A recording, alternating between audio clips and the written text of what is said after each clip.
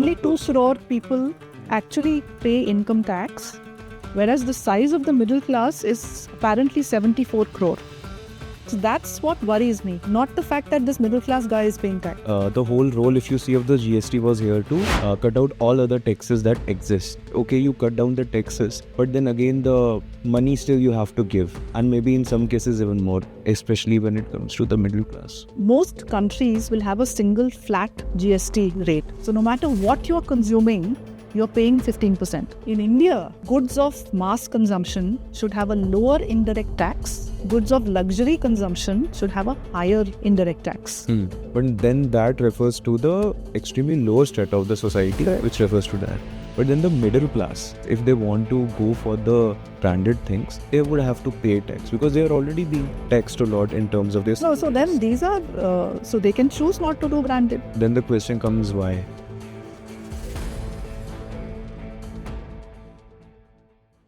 Thank you so much, Monica ma'am. Happy to do this. Really lovely place to be. Thank you. It is such a warming place. Everything about this room and the view tells me that I am not in Delhi. It really gives that vibe. We really like this. Yes, thank you. This makes me think that the whole debate about pollution, AQI is false. Delhi is a good place to live. We are very fortunate. Yeah. And first things first, ma'am, just like I was saying earlier, I was very much scared of economics or money or all that nuances around that. In today's podcast, I really want to try out to put my perspective as much as I could understand. But again, no journalist or anyone who holds a particular thing in economics. So any point of conversation you feel like maybe the point I am putting out is something that is not pragmatically possible, please feel free to. Absolutely. And the whole idea, if you've read any of my work, is to simplify it. You know, the whole let's talk money or funds or whatever columns that I write. The idea is basically to tell a reasonably intelligent person that these things are not tough. They've been made tough. People use jargon to hide behind the fact that they don't know basics. Right? So when I write, the idea is that an average person should be able to understand. It's not that tough. So it's a mind block that ये चीजें बहुत बड़ी मुश्किल होती है. It's common sense. It's just been made. They've jargonized it too much. I think because of the scams also, because there have been too many stories that we have been listening to, whether it's the Harshad Mehta scam or the Telgi scam. When you see that there is a nuance where there was a middle class guy who tried to break out something or try to find a place for themselves, they at the end up being behind bars. So I think that also. So scams, alag cheez hai. So you have to differentiate between people investing in markets as investors and people who are looking for loopholes and then trying to make quick money. So the whole idea of their idea is to make quick money. Yeah.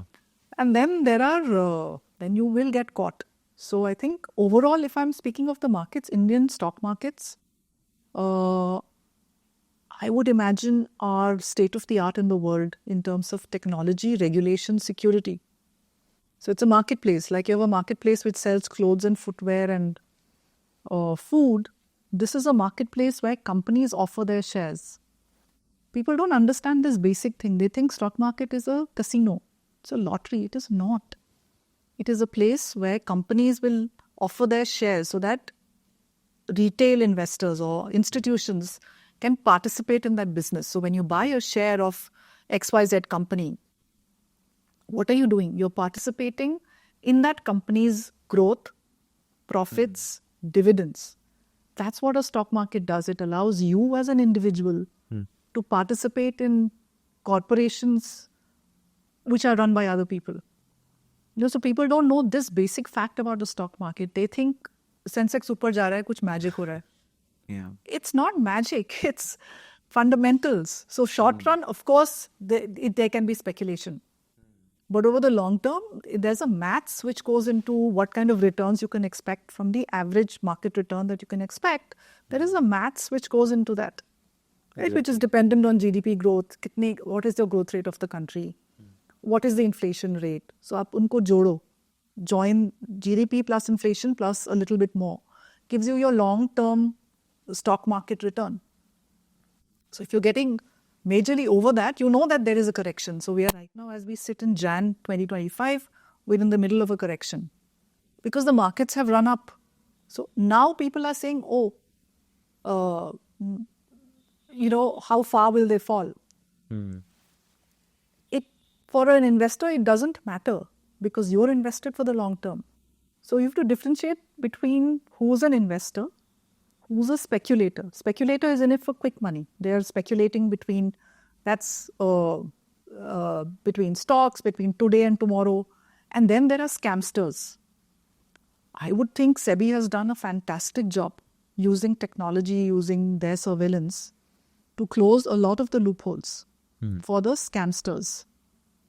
I think it's one of the safest places for investors who know how to navigate markets. You've built long-term wealth using equity. So look at it, when you start your own business, why are you not doing a job? Why are you not doing a job? Why are you setting up this podcasting business? What do you hope to achieve? You're building your business, no?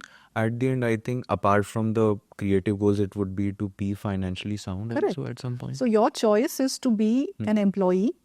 As an employee, it will take you a lifetime, right? Of 20 years of working, saving, investing, which are perfectly fine. Okay, that's a perfectly legitimate route to do this because as you would know, when you run your own business, you actually work more. There is uncertainty. There is no certainty about income. You don't get any benefits. But why do you do that? Because you're hoping to make your money faster, isn't it? So this is your equity capital. What you've invested is your equity. The return on your equity will be your profit. Now imagine that your podcast becomes very big, okay? And it becomes like a media business. It's like thousands of crores. And then you can list it on the market and you have other people investing in you, in your business. So that's what really the stock market is. Yeah, certainly. More on stock market, I was saving my questions for the end because actually I had a very interesting question before that. So ma'am, I was seeing your journey. You were in journalism also for some time. 30 years. Yeah, so economics and still they are talking about money and economy.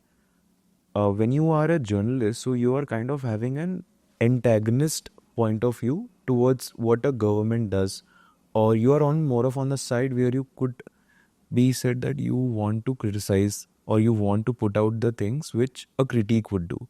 But now when I see your career, it is more of like you are an advisor where you are giving advice to the government on how to do it. Yeah.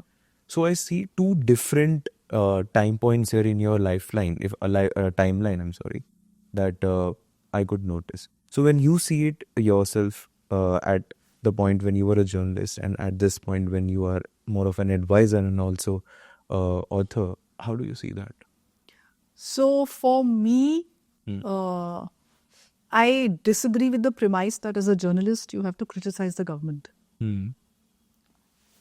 I think you have to question things which don't make sense to you. You've got to get other points of view. And if the government does something right, you don't need to criticize if the government is doing something right. You must criticize or analyze if something is going wrong. But I don't agree with this that you have to be antagonistic. You have to say that the government is wrong all the time. So I don't agree with that at all. Not like completely in an antagonist tone, but more of in a perspective like as a journalist, your job is to analyze what the government is doing. No, I agree with that. So you analyze, you question, you do all of that. And while being a journalist, I have actually been on government committees starting 2009. So this advisory role is not new. It's just that when you work with the government, you basically don't talk to everyone about it, right? So there has been, from 2009, I've been part of several government committees in the space of investor education and protection. I've been working with SEBI on committees for the last 15 years. While being a journalist, I stopped my journalist career in 2020, like a full-time journalist. I have a column in Hindustan Times, which I write a couple of times a month. But like a full-time journalist, I stopped in 2020. But well before that, for almost 15 years, I have actually worked with governments and regulators precisely doing what I do now. So it's just that the outside world is perceiving me now as somebody who's advising government, but I've been doing that for even while being a journalist. So all I can say is that possibly they saw the value of somebody who was not criticizing for the sake of criticism, but wanted to move things to a better place. What is better place to you? Better place what? So basically question what makes a good marketplace for retail investors. How do we get there? What regulations? So you see, you can't change it company by company. You've got to change the rules around something. You've got to change the regulations. What is it that we can do at a policy level that makes for a fairer market? That was the basic. So in my head, the policy question was that how do you change regulations so that everybody gets a fair deal? Right? So see, you can have this thing that I can call XYZ and get my problem sorted. That's a Robin Hood model. How do you ensure that the outcome is same for everyone? You will agree that UPI use is equal for you and the auto wala and the sabzi wala and the beggar. Certainly. Right? Yeah. That is the beauty of technology and regulation, that it doesn't differentiate between who's using. There has been a system in India where it depended who you are. Okay, it depends on who you are to access a service. So the policy thought in the financial markets has been that it shouldn't matter who you are. The markets should work for everyone. Okay, so that has got translated into many, many, many regulations over the years. That's the work that I've actually done. So you see my retail-facing work, but I think what I'm really proud of is the way that we've been able to solve some of the major problems for retail investors, especially in the capital market, the market which is regulated by SEBI, and specifically the mutual fund product, which is a pure retail product. So I think we've done major work in making the product retail ready. That's how I look at my journey. That even while being a journalist, and it is again possibly, it worked very well. They understood that I have my own, Chinese walls between my role as a journalist and my role as a person on the policy table. Because it's very easy for me to pick up news bits from the policy table and print as a journalist. But the fact that they went on inviting me to be part of these... But is that okay with the government? Obviously, I never did it. Obviously, I never did that, right? So, you build your reputation over time. Yeah.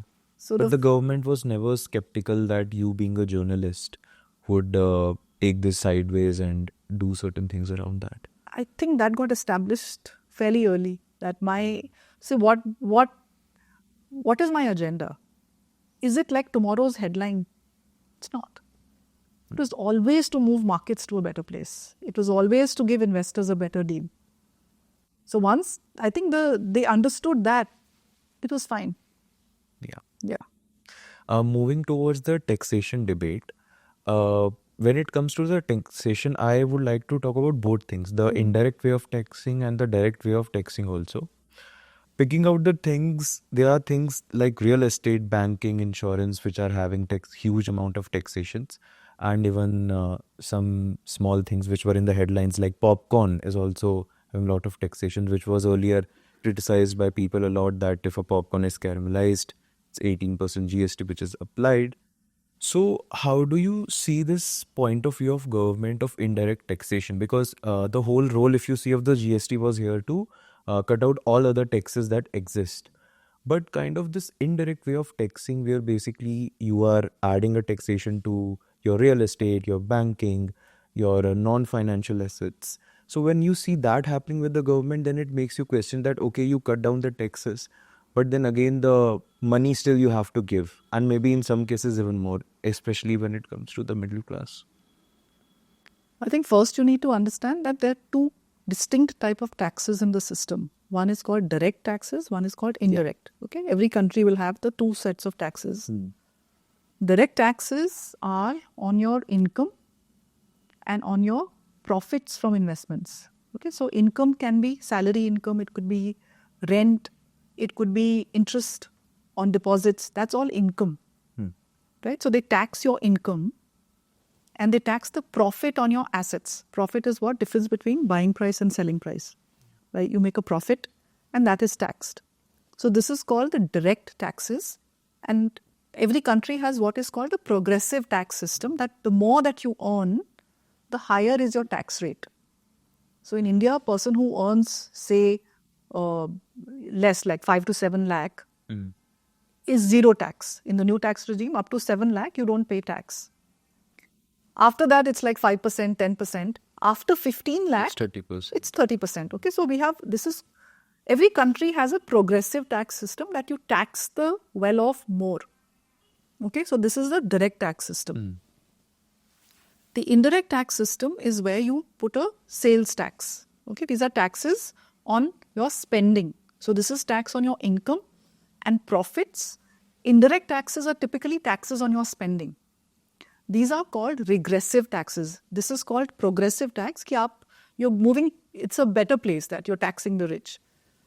Indirect taxes are called regressive because no matter what you earn, you pay the same tax. Whether you are a poor person or a rich person, if you're buying that loaf of bread, you will both pay the same tax. So they're called regressive taxes. Okay? So when we shifted, so GST was a big, huge, I mean, we all came to agreement, policy, state governments, where you moved from this very messy tax system into one. Now, so whereas I understand the angst about the popcorn, but you need to understand why we came to this point. Most countries will have a single flat GST rate. A lot of countries have this goods and services tax, which is on the spending. They will have a 5%, 10%, 50%. It's a flat rate. So no matter what you're consuming, you're paying 15%. Whether it's a loaf of bread or it's a Mercedes car, you're paying 15% flat tax. In India, at that time, when they did this negotiation, they thought they should build progressivity into indirect taxes. What does this mean? This means that goods of mass consumption should have a lower indirect tax. Goods of luxury consumption should have a higher indirect tax. Okay, GST. Okay, so your fruits, vegetables, khula, atta, all is zero tax. This is things that people consume. Branded atta rice will be 5%. You start moving up, and as you get to ice creams, air conditioners, cars and all, your rates of taxation on the indirect side will start to go up till they reach 28%. Why 28%? That's the range between 0 and 28. Okay, that's the GST system. That you have different rates at which different goods are taxed at. You have to understand that the decision to have left a flat tax would have done away with somebody sitting and deciding when something is 5% and when something is 15% or 18%. You understand? So now you have a classification that branded rice is 5%, but rice served in a hotel, and the hotel bill is something else. Right? So now you have a system where there are rules on when a thing becomes a 5% tax or a 18% tax or a 28% tax. Now when this popcorn has moved from being a salty thing to this sweet thing, it has changed categories on the GST table. Okay. It is as simple as that. But then if you put it in a layman's term, they would take it in that sense. That makes sense कि अगर आप खुले आटा या ऐसे vegetables की बात करें, it's zero tax. But then that refers to the extremely low strata of the society, which refers to that. But then the middle class, technically the lower middle class or the middle class, if they want to go for the branded things, they would have to pay tax because they are already being taxed a lot in terms of this. No, so then these are, so they can choose not to do branded. You can choose to eat khula. So these are then. Then the question comes, why? So there, see, the thing is that up up to 7 lakhs, there is no tax. And then it is only 5%. So the problem framing is not that middle class is paying tax. Middle class everywhere in the world pays tax. The problem is that too few people are paying tax. Yeah, it's Only 2 2%. crore people actually pay income tax, whereas the size of the middle class is apparently 74 crore. So if my size of my middle class is 74 crore and 2 crore people are paying tax, that's what worries me, not the fact that this middle class guy is paying tax. But then, ma'am, why does that happen? Because if you see in US, it's like the percentage, I don't know, I recall exactly, but it's plus 40%. So, Of tax. yeah, the people who pay Pay tax, yes. Yeah. So why is like that? Like we are a developing nation, obviously, but still, when you see the direct comparison, So the problem is that half of the 74 crore yeah, is rural, which means these are agriculture incomes, typically. So there's a myth that all farmers are poor. That is not true. All farmers are not poor. Farmers who are driving SUVs are not poor. Farmers who have large mansions are not poor. But it is politically very difficult to tax the farmer. In a country like India, we have a huge socialist past. yeah, So you have to understand the politics also, that any government who touches this vote bank is in deep trouble. So they've just left them alone. yeah, So let's say 74 crore का आपका आधा हो गया, 30 crore अभी भी है ना, urban में है. Now, why are these not taxed? Some of them may be below the threshold of the taxation, in terms of the overall income. Because 7 lakh. Yeah. So they could be below that. Other problem is the cash economy. Cash So economy? people who deal in cash, people who get their incomes in cash, do not disclose it. Recently, there was this, through UPI, they tracked some chartwala in Chennai who had 40 lakh of income in a year. Yeah, I heard that. So, post. Yeah, we and it know, was not registered under GST. of course, because he didn't realize that the minute it's coming on my phone, somebody is tracking it. So as long as you're taking cash, who knows how much cash you're taking? Yeah, So the problem is that where the focus of the government should be, I think we're all framing the wrong question. We are telling the government, tax us less. We should be saying, tax other people who are not paying. Find them. Take your resources and go find them.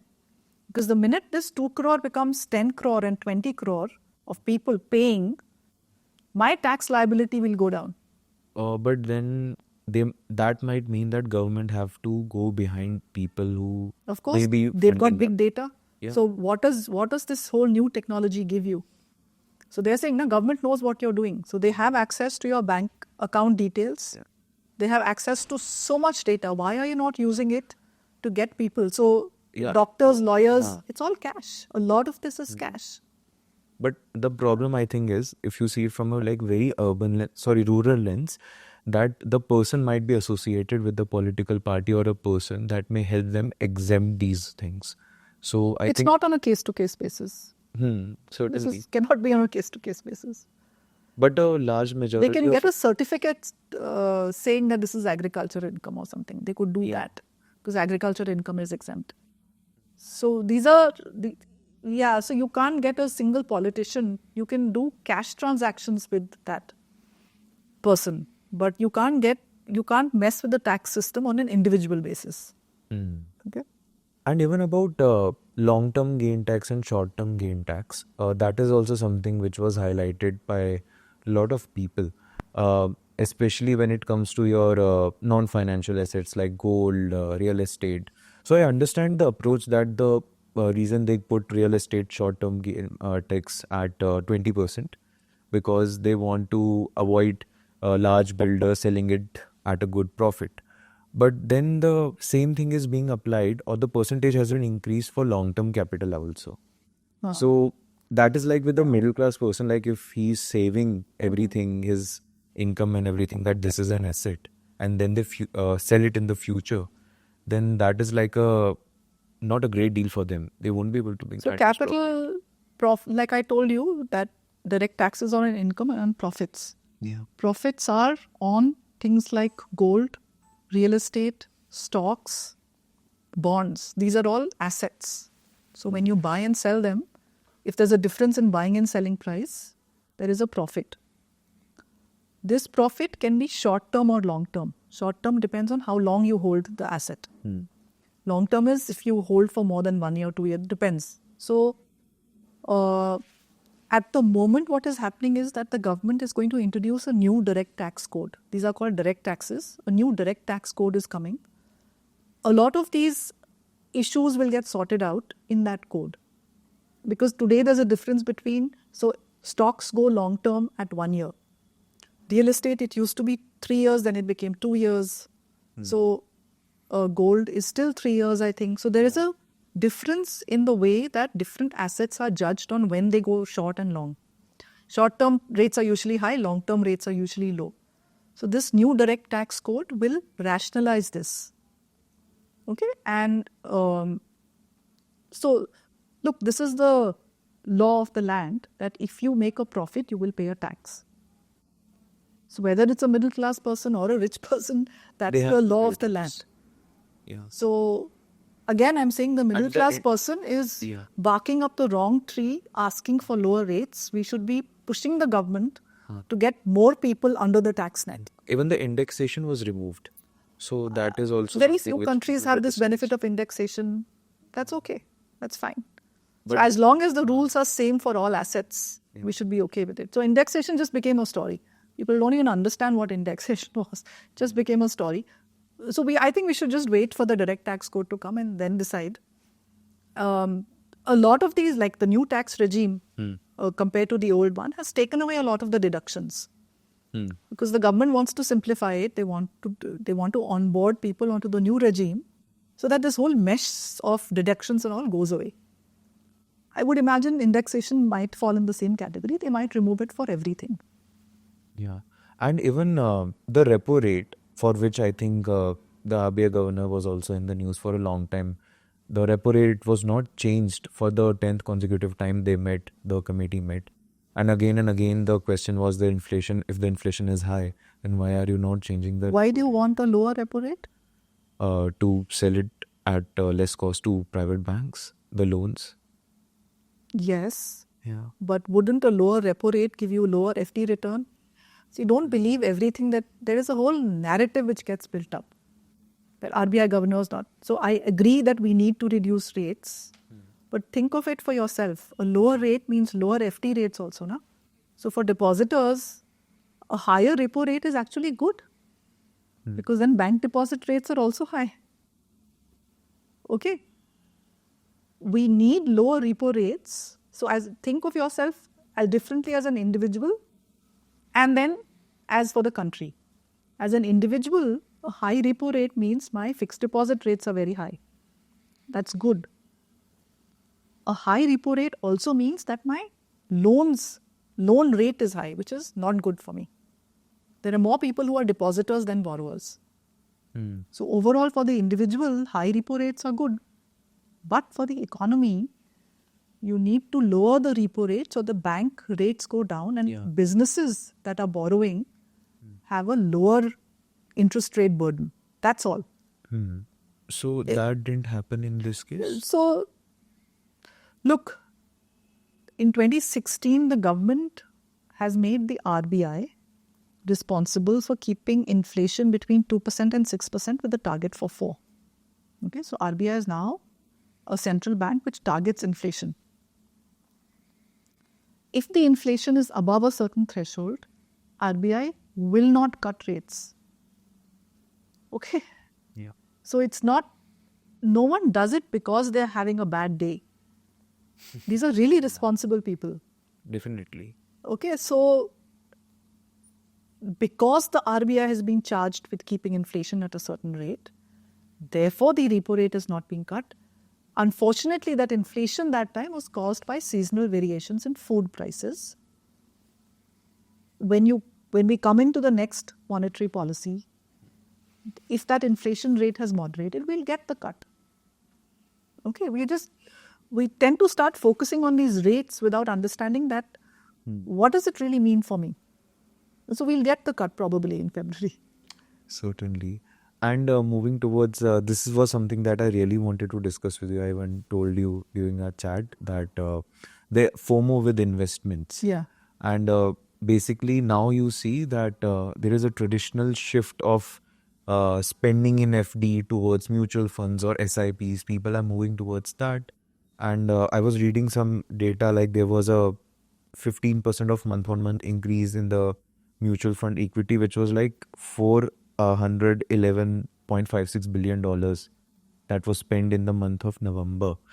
So when I see so huge amount of volumes, obviously you know better than me, ma'am. Uh, how does SEBI sees this? Because then again, just like I was earlier mentioning, that there have been a history of scams that has happened. There are people, they are getting educated, but then the volume is too huge. So how do you see this increase? When you say too huge in relation to what? What does too huge mean? As in the amount of people who are investing, there are too many people The that percentage of Indians investing is very small. still. Yes. The percentage, I don't have the exact numbers right now. The percentage of Indians investing in mutual funds is a tiny amount. Like, I think Western countries will be a exponential multiplier of that. Okay, so we are still not fully financialized. There's a whole long way to go. So I would think that the number is very small actually of the money coming into the stock market. The money coming into mutual funds is actually very, very, very small compared to what it can be. What can it be? You have to look at the volume of bank deposits. You can see assets in gold. You can see the real estate assets. That's where all the savings of the people go. When it is coming into mutual funds, it's actually coming into a very well-regulated part of the market, which has been designed to help retail investors do long-term investing. And mutual funds is not just equity. It invests in stocks, bonds, gold, silver, real estate, and combinations of these. These are called multi-asset schemes. Okay, so it's not that all the money coming into the mutual funds is going to equity. A substantial portion goes to bonds also, debt products also. So I think it's a very healthy sign that retail money is coming to a product like mutual funds, which is extremely well regulated. So what do we fear? We fear that somebody will run away with the investors' money. Yeah, that was actually The mutual fund regulations were built in the aftermath of the Harshad Mehta scam. Okay, 92, they were built. That policy thought that time was that nobody should be allowed to run away with retail investor money. So the mutual fund in India is built, it's a 3-tier structure. There is a sponsor who has a business interest. Sometimes it's a bank, sometimes it's a finance company. You have XYZ Bank, which has a mutual fund. I don't want to mention any company names, but you can imagine. Right? So top private sector bank will have its own mutual fund also. That is the sponsor. They appoint a trustee. There's a trust company which holds all the money in trust for the investors. And they then appoint an asset management company, which is the company which manages the money. So the asset manager, the mutual fund, doesn't own the money. It's the trust who hold it in trust for investors. The rules around the trustees are very strict. If it is found that the trustees have engaged in fraud, they can go to jail. Their personal assets can be attached. No mutual fund in India has run away with investors' money for the 20 plus years of existence. They cannot because of the structure of the market. The money doesn't belong to the asset management company. It is held in trust by the trust company. So the regulations are being put so that no one can run away with your money. Yeah. Then there is a question of fraud. What does fraud mean? That they are selling you one thing and what is inside is something else. Over time, SEBI has gone on changing regulations so that if the fund is saying large cap, there are large cap stocks in it. If the fund is saying small cap, there are predominantly small cap funds stocks in it. Right? So over time, SEBI has gone on tightening regulation so that when you're buying a mutual fund, you're reasonably certain what you're buying, what you see is what you get. And under the bonnet, the rules have been made so that you have you are not cheated of your money. So that's how you position it. Yeah.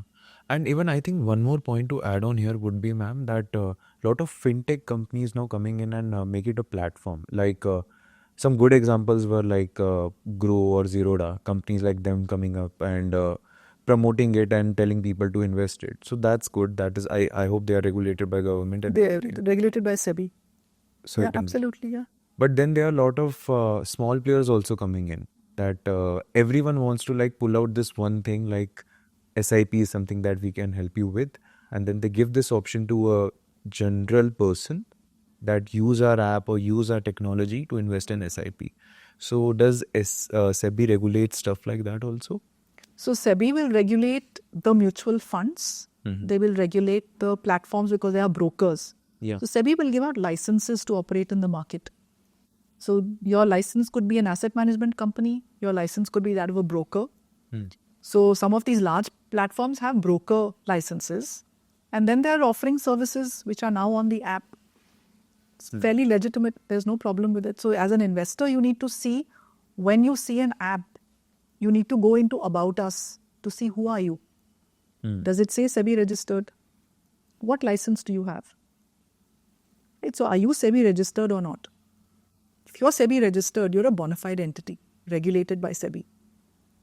And these are just platforms. The money never sits with them, you see. The money is going from your bank account to the mutual fund of your choice. Again, these are regulations that SEBI has put in place. This person is the broker, I am the investor, you are the mutual fund. If I give my money to this person and he runs away, what happens? So the rules are that this broker will facilitate it, but the money will go to you as a mutual fund to manage. And when I redeem it, when I sell it, it comes directly back to me. Got it. And even if it is sitting with the platform, it's put into something called an escrow account. That only for the purpose of investing in that fund it can be used. It's like that. Now, ma'am, moving towards almost the conclusion of the conversation, this particular part more of looks towards the how to better the economic momentum or just an approach or a perspective to think about it. So there is this like very famous theory in economics about Adam Smith, who basically believed that you don't need any government entity telling you how to do the economy. It is just people. If someone makes a profit, they are making other things work. And he was considered as a neo-classical. And then there is this bifurcation of classical, Keynesian, and neoclassicals. So when you see that, there are two sides here. One side you can see of economy that says that you don't need a government. Obviously, that is not possible in the current paradigm. But also with the government, then there is taxation, or you see a lot of things happening around that. Overall, when you see the economic picture of India, do you see as it like we need a mixture of both, or the way it is proceeding, it's all in fair ways? So if you don't have a government, then so primary role of governments traditionally has been to maintain law and order internally and to protect the borders. Yep. Right? So imagine a country without a government. It's anarchy. Yeah. There'll be, you have no security of your personal property.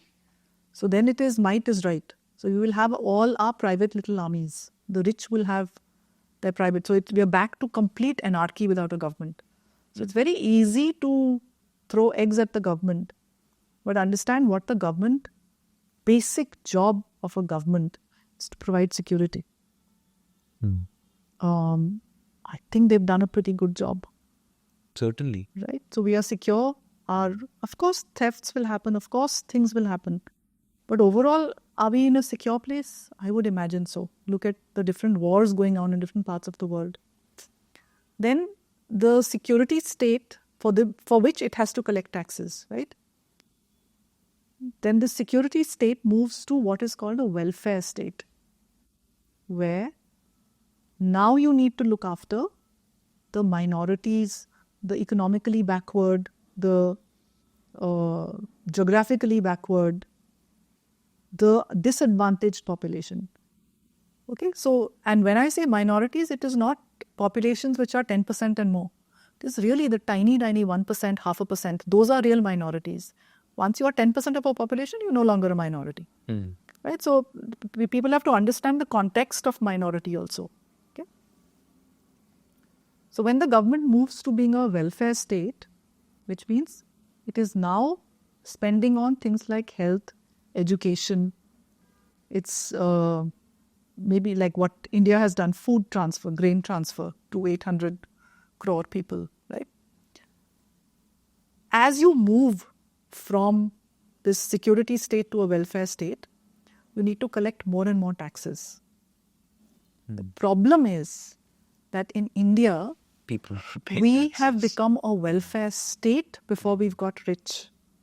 Europe and America became welfare states after they got rich. They did it at a per capita income of $40,000. We are trying to do it at a per capita of $2,500 or $2,800. So look at the difference of our situation. But why is that situation arising for Because do you know that women didn't have voting rights till less than Yeah, right? certainly. In 1947, everybody, no matter who you are, you got voting rights. So we began our journey on a high note. But we have this whole colonial legacy of being extremely poor. So it's taking us time to get out of it. And of course, then the problem that India was a socialist country for all those years in the middle. Had we changed track to become a partly market economy, we wouldn't be this low income today. We would have onboarded a middle income country level, and then it would have been much easier. So look at the problems in front of any government, whoever it is. It can be this government or the next. Does not matter who the government is. These things become political. It is not that. The problem of the Indian situation is that we are trying to onboard the standards set by the Scandinavian countries, where the per capita income may be $60,000-$70,000, very small, tiny, niche populations, to a country of 1.4 billion people with per capita income of $2,800, and the education levels what they are. So this is the problem of the Indian situation, that we've onboarded redistribution and welfare before we got rich. No, that's a very interesting perspective to see. That's right. That's right. So you don't seem to understand that these are very deep problems for any government to solve, especially when you have 1.4 billion people, right? So I would say whichever government, yes, the middle class wants lower taxes. I am fully in favor of that. But I think the only way to solve this will be for the government to focus on making education and health more effective. Government education and health remain very poorly serviced. To improve government final service delivery. See, the Indian government does extremely well in a disaster situation. I think they handled COVID very well. Vaccinations. We developed our own vaccine. Look at the state, how it is managing Kumbh. No other country in the world can do 40 crore people. Look at the way we manage cyclones. Look at the way we manage any disaster. We do very well when there's a disaster. But it's the everyday services, your interface with the everyday government, which is such a disaster. So if those learnings can be transported into governance every day, I think the middle class angst will go down substantially. Yeah. And I think the another question that arises for middle class is then how to be at a point where you are like financially free. Yeah. As in, because if you see the tech slabs then, basically if you see, even if you are having a 50 LPA, this was shared I think by someone on LinkedIn, the maximum you can get from a corporate is like 2,74,000 or 2,80,000. A deduction. Yeah. After all the deductions, you get this much in hand, as in your monthly salary. So does that mean that we are more of moving towards a world where basically either you need to have a side hustle with your job to sustain in the society, or you purely have to move towards an entrepreneurial venture where you are generating revenue out of it? What kind of society do you see, and how would you like to make people see this? No, I think there is enough space for everything. When you have 1.4 billion people, 1.4 billion, yeah, billion, billion, yeah. I think the India opportunity actually is very great. Certainly, hands down. I think if you are willing to work, Mm-hmm.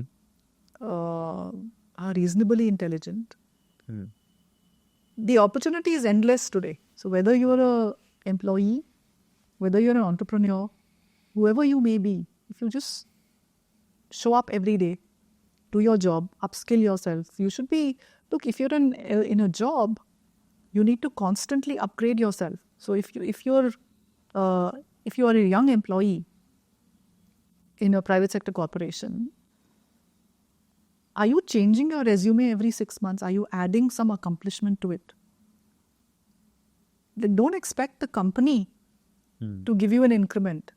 Mostly you'll have to go outside to get this large increment that you want. So you have to decide your career track. As in, you need to switch your jobs more often. Absolutely. Absolutely. So you are not in favor of people have this certainly that 1 year experience or something like that is necessary for you to No, so pick a name. so I'm saying spend 2 years, 3 years in a company, no? Gather something, upskill yourself, and see that by the time you're in your 3rd year of doing this consistently, you'll get a multiplier offer from some other company. Yeah, certainly. Right. So then it's up to you. So you go on increasing your salary as you switch jobs, as you gather more, and you come to a point where a company will value you so much they won't let you go. So really the story is about you, what you can do with this opportunity today. Yeah. But the side hustle part, do you think should exist there? It's up to people if there's time and the company doesn't mind. You need to disclose. If you're doing something on the side, I think the best is to disclose. Ideally, it should not be in a competing thing. Suppose you are a software engineer and you're growing blueberries on the weekends. The company will have no problem, right? Yeah. But if you're a software engineer and writing code for another, that's a problem. Yeah. It's a moral problem for me. Yeah, definitely. Right. So, but if you're doing something completely different as a hobby and making money, I don't think the company will have a problem. So I think your moral things should also be within you, that how much of this is right, how much of this is wrong. Well, I guess that was all from my side. Wonderful. I hope you enjoyed it. Like, certainly, honestly, even if there is criticism, would be open to that. All good. Yeah. I hope this was a conversation because I never saw you talking more openly about taxation or anything revolving around that. Even the little bit of debate or little bit of thoughts we had about jobs and people hustling and all that. So certainly it was. I'm delighted. Good. Yeah, I am. Basic economics is a must for everyone. Everyone should understand how the economy works. Yeah. Everyone should understand the tax system because you're all part of it. Certainly. Thank you so much for your time. Wonderful. Thank you.